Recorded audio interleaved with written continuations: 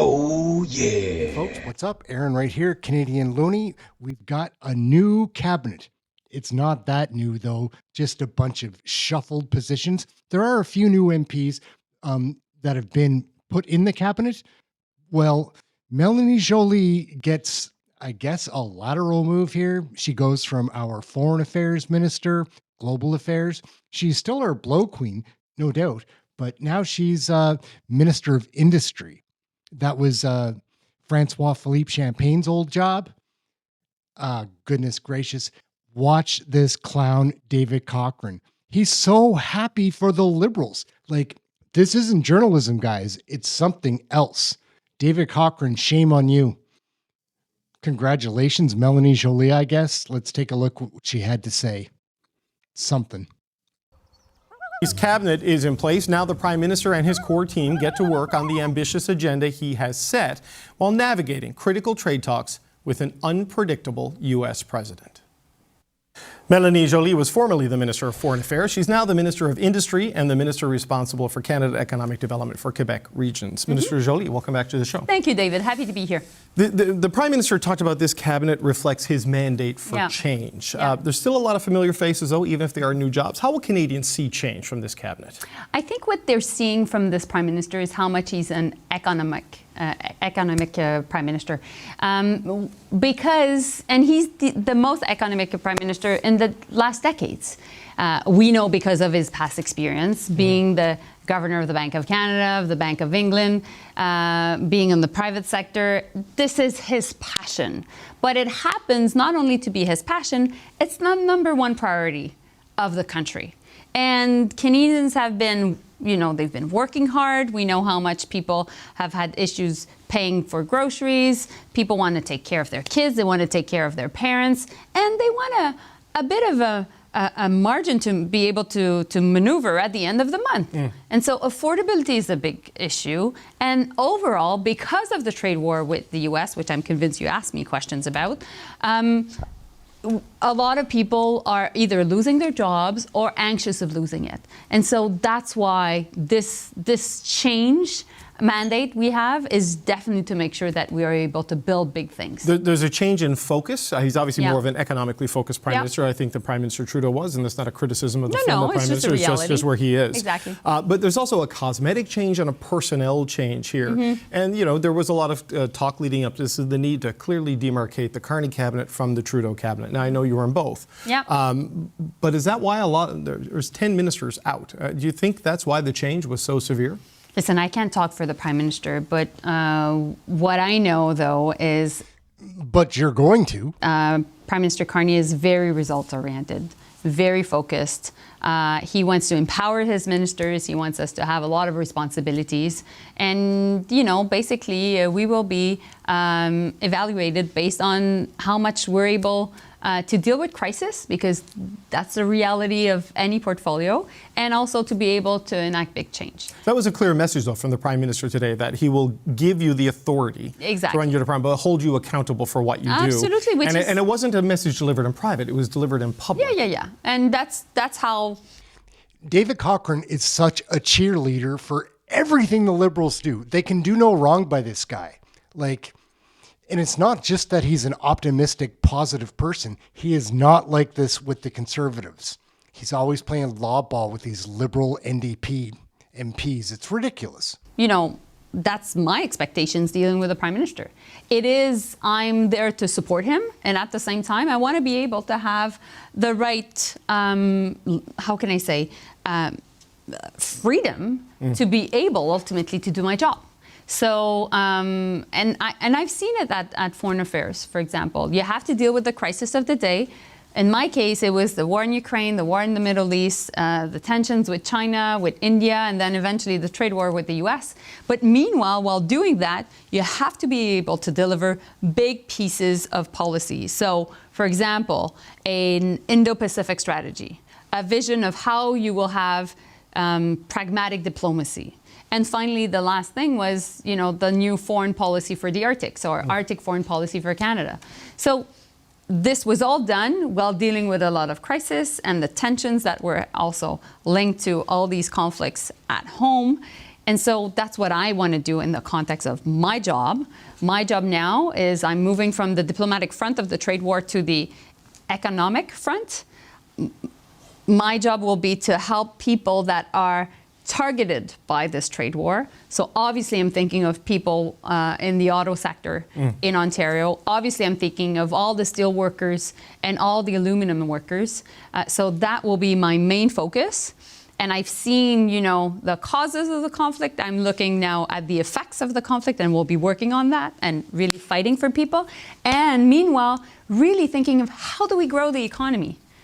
People around the world are asking themselves that. I've seen it in Europe, I've seen it in Asia, I've seen it in the US. The number one question is people's wallets and making sure that they have good jobs. So that will be my job now. But you know, on the issues you listed in the old job, the trade war, Arctic security and these things, some of those are moving into the operational phase from the policy phase, and those other issues are still unresolved. So you saw the Prime Minister take the questions about it, like why move your Foreign Affairs Minister in a moment like this? How do you view it, and how do you think Canadians should view this shift? Well, I had numerous conversations with the Prime Minister, and I asked for this position.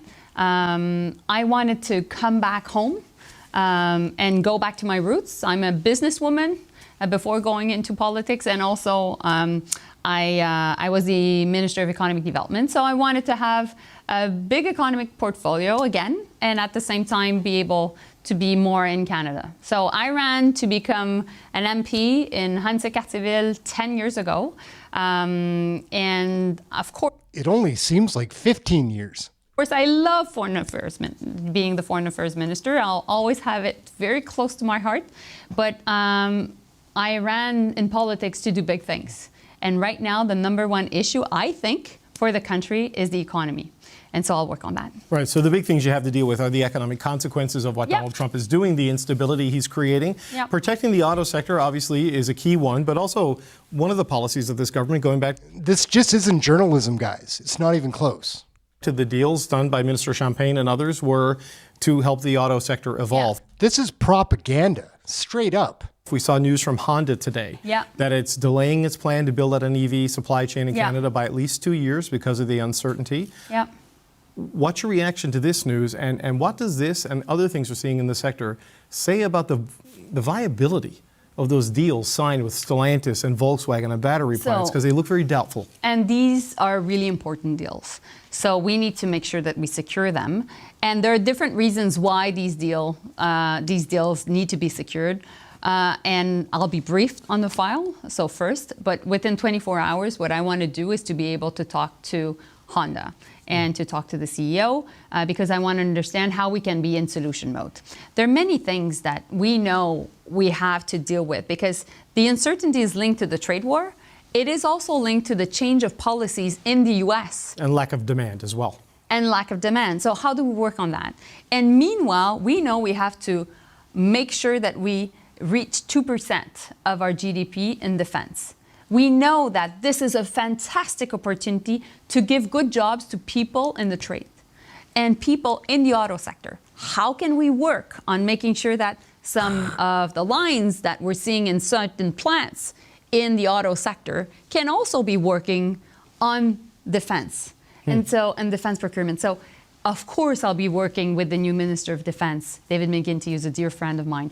Of course I'll be working also with the Prime Minister on this issue. But you see how much there are different opportunities that are really linked to the government's actions, but you need a strong minister to be able to drive this. So, but just on the other auto deals, like Honda's delaying it. You know, they say they're not going to reduce workforce. You know, they're going to keep making things at the Ellison plant, so that's not in jeopardy. But you know, the Stellantis deal, the Volkswagen deal, those were contingent on the Inflation Reduction Act continuing, at least the subsidy end of it.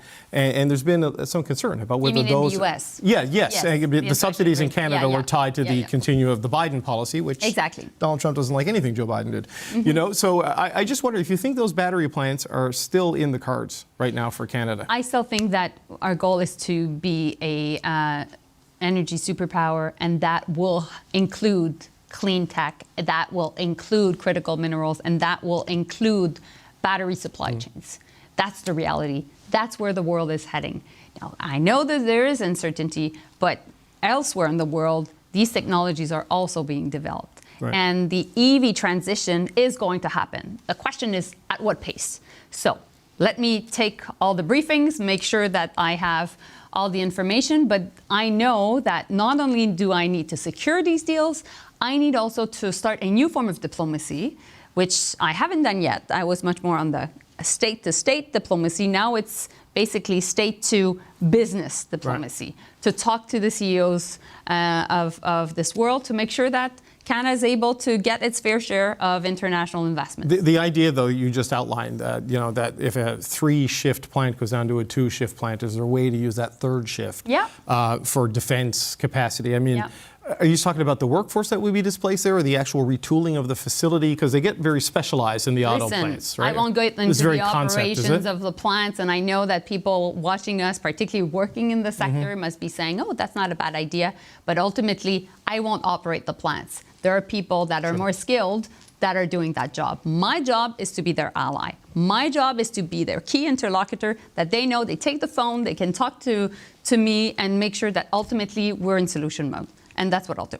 Okay, so you have obviously a more domestic focus than under as foreign affairs, and you're not an Albertan, but as a Quebecer, you have some experience with separatism and the concept of unrest and the desire to maybe separate from Canada. National unity, I understand. We're seeing. How do you view what is happening in Alberta? Yeah. And how does your government respond to it? I know Eleanor Roshevsky went into cabinet today, and I know the Prime Minister grew up in Edmonton, and he can't really subcontract national unity. But on the industrial side, Minister Hodgson on the energy and natural resources side, there are moves you can make to sort of ease some of the concerns from Alberta. So how do you approach that in this new portfolio? So I think first and foremost, what I've learned dealing with the own issues that we're dealing as federal politicians in Cpac is really understanding what's the issue, sitting down with people, and being able to be in listening mode.